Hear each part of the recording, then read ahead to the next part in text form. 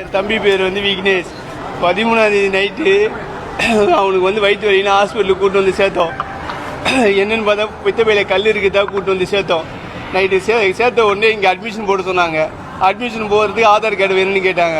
Aadhaar card எடுத்துகிட்டு போயிட்டு admission மேலே எடுத்துகிட்டு போய் போட்டோம். போட்டுட்டு ஒரு 5 நிமிஷம் எமர்ஜென்சி வார்டுக்கு எடுத்துகிட்டு போனாங்க. எமர்ஜென்சி வார்டில் படுத்தோ எதுவுமே பார்க்க வைக்கல. சும்மா வீல் சேரில் உட்கார வைக்கிற மாதிரியே கூப்பிட்டு போயிட்டு வீல் சேர்லேயே சும்மா குனிங்க ஏந்திருங்கன்னு பார்த்துட்டு ஒன்றும் இல்லை போங்க அப்படின்ட்டு ஒரு ஊசியை ஒன்று போட்டுட்டு நார்மல் வார்டு கூட்டு போய் போட்டாங்க. மேலே எம்ஜி அந்த ஏதோ ஒரு வார்டு குடும்பல் சம்மந்தமான வார்டில் எடுத்துகிட்டு போட்டாங்க. அதுக்கப்புறம் அவங்க வந்து அன்றைக்கி ஃபுல்லாகவும் நைட்டு ஃபுல்லாகவும் ஒன்றும் பார்க்கல. அடுத்த நாள் நைட்டு சாயந்தரம் ஒரு 9 மணி வரைக்கும் கூட ஒன்றுமே பார்க்கல. அதாவது அவளுக்கு இப்போ எப்படி உடம்பு எப்படி இருக்குது, பல்ஸ் இருக்கா இல்லைனா பிளட் ப்ரெஷர் எப்படி இருக்குது எதுவுமே பார்க்கல. ஒன்றுமே பார்க்காம நைட்டு 10 மணிக்கு திடீர்னு அவளுக்கு மூச்சு வாங்க ஆரம்பிச்சோல்ல. வாயில் அந்த டெம்பரவரியாக அந்த சுவாசிக்கிற அந்த இதை வச்சு எடுத்துன்னு போயிட்டு எமர்ஜென்சின்ட்டு இதில் போட்டாங்க. ஐசியூவில் வச்சுட்டாங்க. எமர்ஜென்சி வார்டில் வச்சதுலேருந்து வாயில் வச்சாங்க, மூக்கில் டியூப் வச்சாங்க. அவ்வளோதானே தவிர அதுக்கப்புறம் எந்த ஒரு ட்ரீட்மெண்ட்டும் நடக்கல.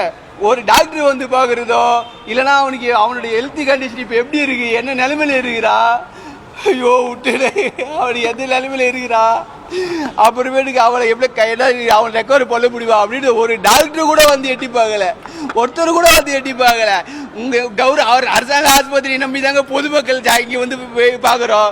இது மாதிரி டாக்டருக்கு கூட நான் மட்டும் இவ்வளோ விஷயத்தை நீங்கள் டக்குன்னு பண்ணுறீங்க.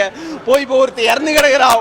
31 வயசா, 2 வயசுல ஒரு குழந்தை, 2 வயசுல ஒரு குழந்தை ஒன்று இருக்கு, கொண்டாடி இருக்கிறாங்க.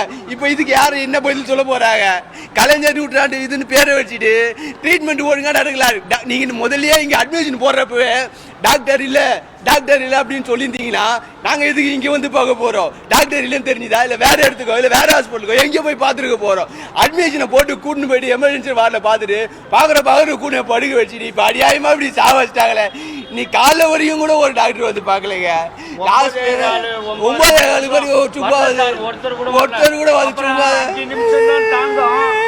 ஒன்றும் கிடையாது. அப்புறம் சார் இங்கே பாருங்க சார், இது நல்லா பார்த்துங்க சார். இதுதான் சார் ஓபி சீட்டா சார். அவங்க உள்ள ட்ரீட்மெண்ட் எடுத்த ஓபி சீட் எவ்வளோ அழகாக போட்டிருக்காங்க பாரு சார். பேப்பரில் எழுதி எவ்வளோ அழகாக ஓபி சீட்டை போட்டு வச்சிருக்காங்க பாருங்க சார். நல்லா பாருங்க சார்.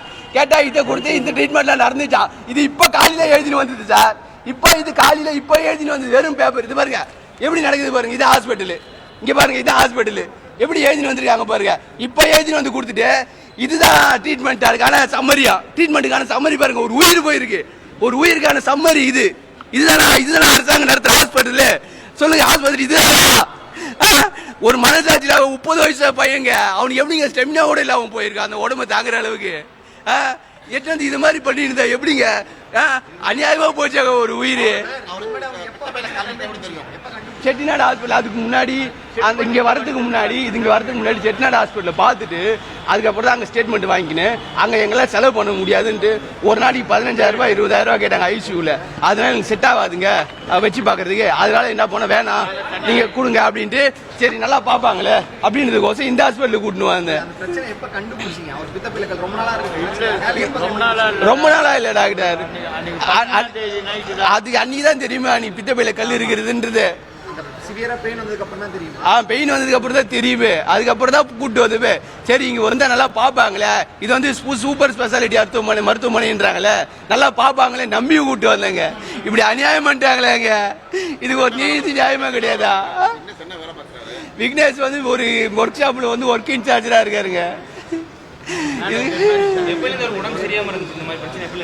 இந்த எப்பயுமே கிடையாது சார். இப்பதான் சார் ஒரு வாரமா தான் சார் இருக்கு.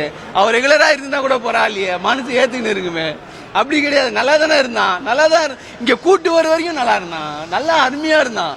அழகா கூட்டு போகணும், அழகா நடக்க வச்சு கூட்டு போகணும். கூட்டு வந்து ஒரு நாள் எப்படி உயிர் போகும்? 13ஆம் தேதி சார், 13ஆம் தேதி கூட்டு வந்தோம். இது மாதிரி பண்றாங்களே, இது நியாயமா? இதுக்கு நீங்க தான் ஒரு தீர்வு சொல்லணும். 30 வயசு ஒரு பையன் இறந்துட்டால. இல்ல அன்னைக்கு எடுக்கிறப்பதான் தெரிஞ்சதே கல்லு அப்படின்ட்டு. அதுக்கு முன்னாடி ஹாஸ்பிட்டல் பாத்துருக்கோம். அதெல்லாம் நார்மல் தான், ஒன்னும் ப்ராப்ளம் இல்லை அப்படின்ட்டு ஹாஸ்பிட்டல் பார்த்து அமுச்சு விட்டா. வேற ஒன்றும் கிடையாது. இன்னைக்கு இந்த இஷ்யூ தெரிஞ்சவங்க தான் இங்கே வந்தோம். சரி அங்க காசு அதிகமா செலவாமே இங்க வந்து பாத்துக்கலாம் அப்படின்ட்டு. இங்க என்ன டாக்டர்கள் வந்து உங்களுக்கு பரிசோதனை செய்யாத காரணம் வந்து இங்க வேலை நிறுத்தம் அதுதாங்க உண்மை. அதாவது டாக்டருக்கு வேலை நிறுத்தத்துக்கு காரணம் எங்க தம்பி உயிரா போச்சு. இந்த டாக்டருக்கு வேலை நிறுத்தம் பண்றாங்களே அதுக்கு அடுத்தபடியான நடவடிக்கை அரசு என்ன எடுத்தது? இங்க வந்து யாருமே இங்க உள்ளவையாளிகள் யாரும் புறநோயாளிகள் யாரும் உள்ள வரக்கூடாது போர்டு வைக்க வேண்டியதுதானே?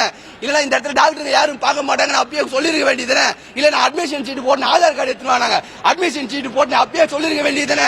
இது போல வந்து இங்க ட்ரீட்மெண்ட் பார்க்க மாட்டாங்கப்பா, இங்க டாக்டருங்க இல்லப்பா, நர்ஸ் இல்லப்பா, இங்க ட்ரீட்மெண்ட் எதுவுமே கிடையாதுன்னு சொல்ல வேண்டியதுதானே? எதுவுமே சொல்லாம சும்மா ஒருத்தனை கூட்டம் படிக்க வச்சு ஒருத்தனை சாவு வச்சிருக்காங்களே, இது கண்டிப்பா நீதி கிடைக்கணுங்க, கண்டிப்பா நீதி கிடைக்கணும். என் பேர் வந்து பார்த்திவேல் அண்ணன், அவரோட சொந்த அண்ணன். இது நீங்களாம் கொஞ்சம் ஹெல்ப் பண்ணுங்க.